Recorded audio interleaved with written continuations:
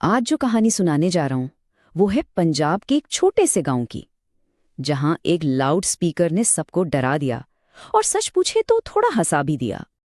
जरा तसव्वुर कीजिए, चक भूता वाला। नाम से ही थोड़ा अजीब लगता है ना? लेकिन गांव बड़ा पुरसुकून था। हर तरफ सरसों के खेत और ऐसी खामोशी कि मक्खी की भनभनाहट भी गूंजती थी। मतलब एक आम सा सीधा साधा गांव। लेकिन फिर आई वो रात जब पूरा गांव गहरी नींद में था और घड़ी पर वक्त था ठीक 2:17। अब ये कोई आम वक्त तो नहीं है ना? 2 बजे होते, 2:30 होते, 2:17। ये खुद में ही एक अजीब बात थी। और इसी अजीब वक्त पर मस्जिद का लाउड स्पीकर खर खर खर अचानक चल पड़ा। सबसे बड़ी हैरानी की बात, पूरे गांव की बिजली गई हुई थी। तो भाई, ये कैसे हो सकता था बिना बिजली के लाउड स्पीकर?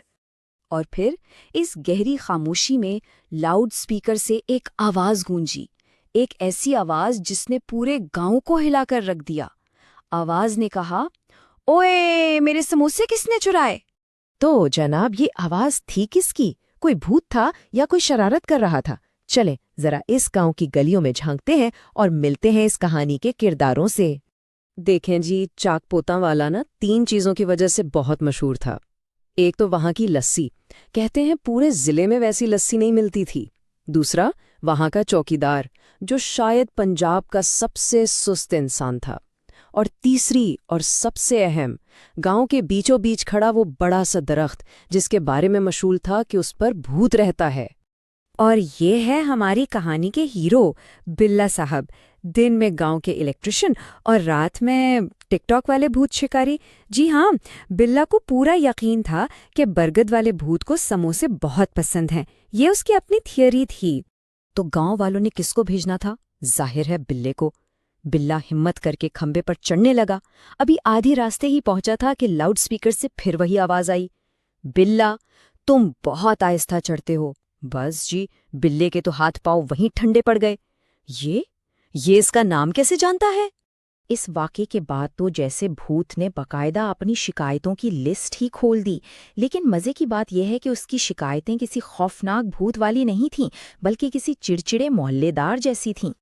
शिकायतें सुने जरा। नंबर 1, मेरे बरगद के दरख्त से अपनी बकरियां बांधना बंद करो। नंबर 2, ये जो बच्चे मेरी खोपड़ी से क्रिकेट खेलते हैं ना, इन्हें रोको। और सबसे ज़रूरी, आधे खाए हुए समोसे मत छोड़ा करो। अब गांव वाले डरने के बजाय सोच में पड़ गए कि भाई, ये कैसा भूत है जिसे समोसों की इतनी फिक्र है। शिकायतों के बाद इस भूत ने अपने उसूल भी जारी कर दिए। एक तरह का नोटिस ही समझ लें। उसूल नंबर 1, हर जुमे को ताज़ा गरम समोसे पहुंचाए जाएं। उसूल नंबर 2, दरख्त के आसपास कोई गंदगी नहीं फैलाएगा। और उसूल नंबर 3, आधी रात के बाद कोई ऊंची आवाज में ढोल नहीं बजाएगा। अब गांव वाले भी सोचने लगे कि रोज रोज की इस टेंशन से अच्छा है एक ही बार बात कर ली जाए। तो फैसला ये हुआ कि इस भूत के साथ बाकायदा मुज़ाकरात किए जाएंगे। एक मीटिंग रखी गई और यूं पंजाब की तारीख की शायद पहली भूत इंसान मीटिंग का इनेकाद हुआ। एजेंडा बड़ा सीरियस था जनाब। पहला पॉइंट, समोसों की सप्लाई कैसे होगी। दूसरा पॉइंट, बरगद के दरख्त की इज्जत कैसे की जाएगी। और तीसरा, आधी रात को लाउड स्पीकर पर क्या पॉलिसी होगी। मीटिंग चल रही थी कि भूत ने अचानक मौजू बदल लिया। बल्ले से पूछा, भाई बल्ला, तुम्हारे यूट्यूब पर सब्सक्राइबर्स कितने हैं? बल्ले ने बड़े फख्र से बताया, पूरे 43। लाउड स्पीकर से एक ठंडी सी आवाज आई, अफसोसनाक। बेचारे बल्ले की सारी हवा निकल गई। खैर, कुछ दिन तो अमन से गुजर गए, लेकिन फिर एक रात लाउड स्पीकर से एक गुस्से भरी चीख सुनाई दी। भूत चिल्ला रहा था, किसी ने मेरे सारे समोसे चुरा लिए। इस बार उसकी आवाज में मजाक नहीं था, बल्कि असली शदीद गुस्सा था। लेकिन इसी गुस्से में भूत एक बहुत बड़ी गलती कर गया।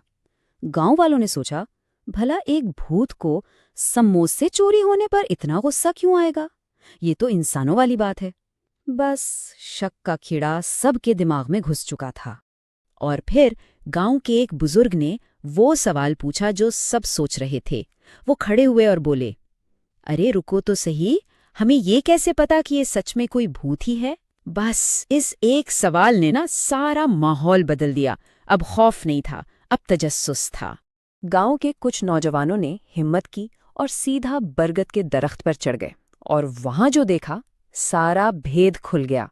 जनाब, लाउडस्पीकर के तार के साथ एक छोटा सा माइक्रोफोन लगा था और दरख्त के पीछे कौन बैठा था? बल्ले का अपना कज़न पप्पू, जो आराम से समोसे खाता हुआ ये सारा ड्रामा रिचा रहा था। और क्यों? अपने यूट्यूब चैनल के लिए। तो जनाब, पप्पू पकड़ा गया, सब हंसने लगे। गांव वालों ने सुख का सांस लिया कि चलो किस्सा खत्म हुआ। लेकिन वो नहीं जानते थे कि किस्सा खत्म नहीं हुआ था, बल्कि असल कहानी तो अब शुरू होने वाली थी। लोग अभी पप्पू की दरगद बना ही रहे थे कि लाउडस्पीकर एक बार फिर से गूंज उठा। लेकिन इस बार आवाज पप्पू की नहीं थी।